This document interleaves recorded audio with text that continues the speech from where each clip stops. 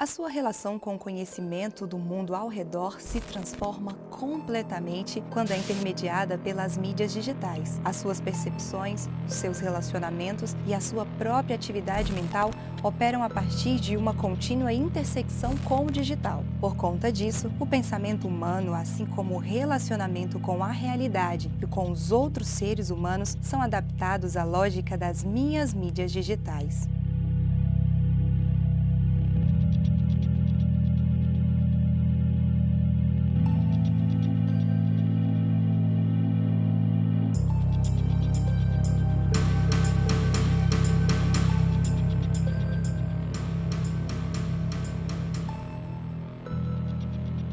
No final do século XX para o século XXI, em função da globalização, em função do maior encontro e do maior contato entre as culturas, também potencializada pela cultura digital, o problema da identidade se transformou crucial, porque a identidade deixa de ser um conceito fixo e passa a ser um conceito, como o próprio Bauman diz, líquido.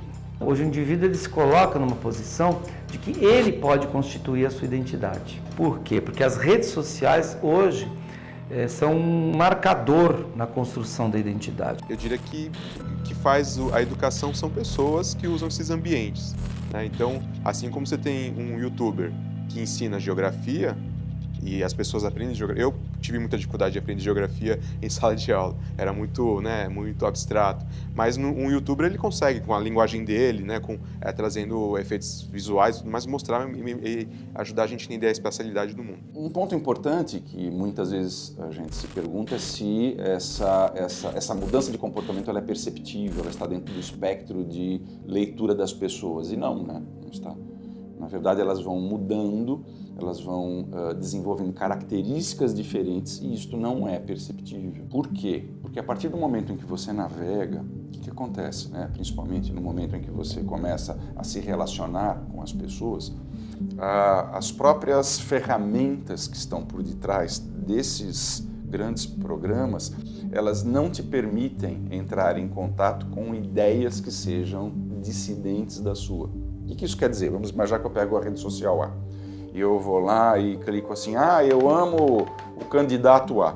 Talvez eu tenha, né, no meu Face, por exemplo, eu tenho 5.000 pessoas. Talvez eu tenha 2.500 que pensem, que preferem um e um outro.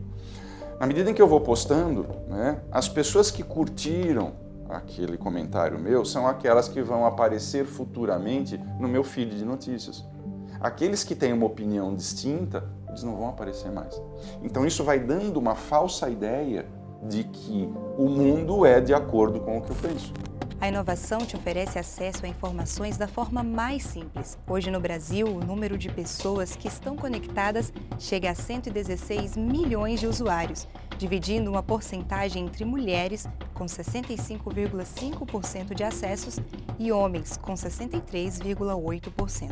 Eu acho que um dos efeitos mais importantes que a gente pode mencionar é que aquelas pessoas que antes eram, vamos dizer, sujeitos passivos da recepção dos conteúdos culturais, elas começam a se colocar na posição de produtores e de agentes ativos desses produtos culturais. Lá no começo era só uma viagem que eu ia fazer e mais, ao invés de... a gente não tinha o acesso que tem hoje para WhatsApp e tudo mais, e com o tempo ele foi criando relevância e cada vez mais a galera pedindo outro tipo de assunto. O blog por um momento ele até desvirtuou um pouco, foi muito mais para a tecnologia, e aí depois eu fechei mais o nicho de viagem e começou a ser notado.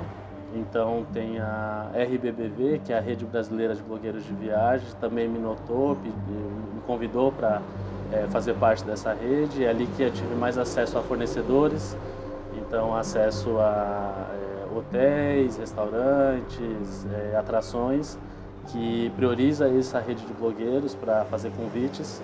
Então, ali que eu comecei a perceber que o blog ele deixava de ser só um hobby e começava a ser um pouco mais profissional.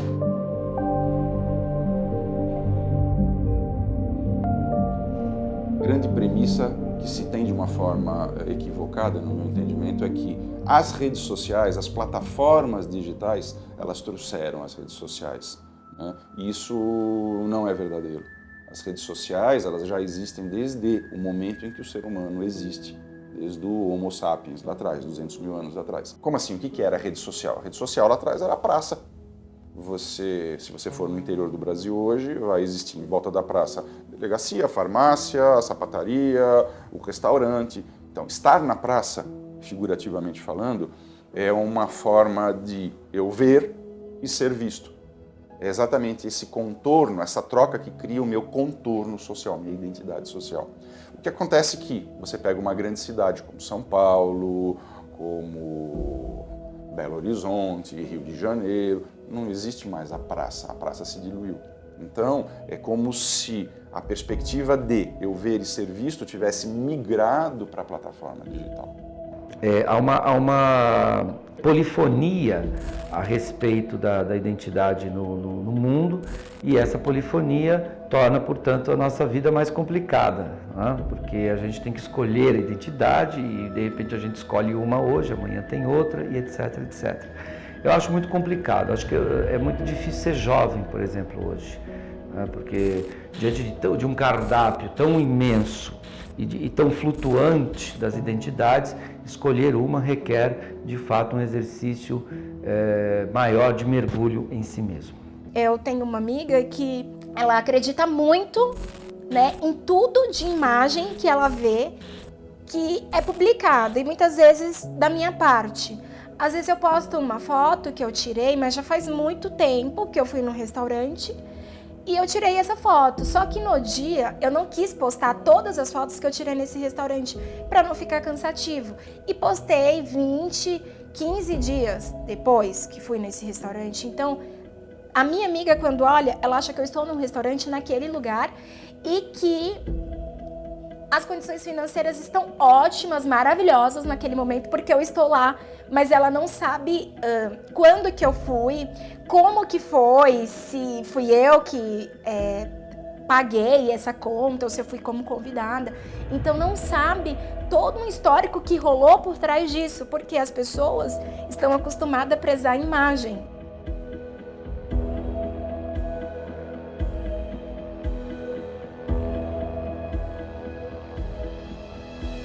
O ser humano, como ser gregário, como ser que busca e visa estar sempre conectado com outros, ele faz com que toda essa biologia de relações, que ela já existe há muito tempo, ela migre então para este outro nível com uma diferença. Enquanto na vida real eu falo aqui para 10 ou 20 pessoas, né, para você ter uma noção, na Idade Média, o número de pessoas que um indivíduo se relacionava ao longo da vida toda, ele é inferior ao número de pessoas que a gente se relaciona hoje em um dia.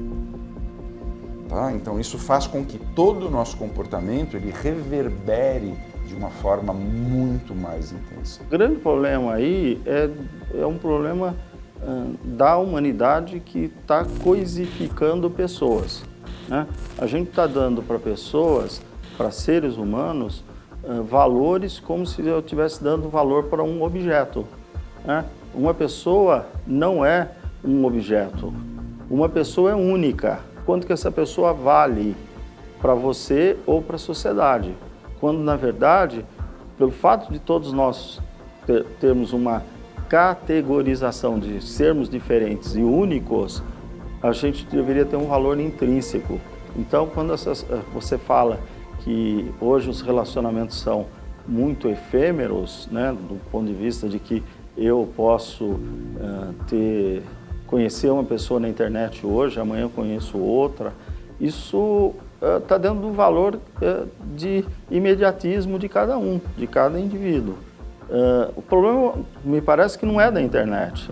O problema é da forma como a gente vê o mundo, da forma como que nós estamos trabalhando a nossa cultura. Existe uma teoria de que cada vez mais as máquinas estão se humanizando e os humanos estão se computadorizando, né? Então, nesse sentido, que ter a linguagem de programação te dá um empoderamento maior. Não ser só o usuário do smartphone, mas saber usá-lo e saber fazer coisas com ele. É importante a gente pensar a tecnologia. Ela tem alguns impactos que aparentemente são negativos? Claro que sim, né? A gente pode questionar toda a parte de vício, dependência e tudo mais, né? Mas eu concordo muito com um outro filósofo de tecnologia, um filósofo digital, o Galimbert. Ele vai trazer a ideia de que nós não usamos tecnologias, mas somos tecnológicos. Então, para bem ou para mal, né, tudo que a tecnologia aparentemente faz para mal, mas também faz para bem, não é uma questão assim da tecnologia, não é culpa dela, é culpa nossa, porque nós não usamos, mas somos, né? Então ele traz essa noção de que a gente precisa saber dessa nossa essência tecnológica e aproveitar isso para aprimorar a sociedade, né, e ter um mundo cada vez mais conectado e com melhores condições para todo mundo. Com as minhas ferramentas, você consegue enxergar diversos modos de uso que posso fornecer, mas você está me usando para suprir necessidades como medo, insegurança e um mundo cheio de fantasias. Me tornei seu ponto de fuga. Eu não sinto e não faço ideia do que você sente. Tudo que sente vem de você mesmo. Perceba que no final das contas, o conteúdo que você procura para se satisfazer é o mesmo que eu produzo para todos.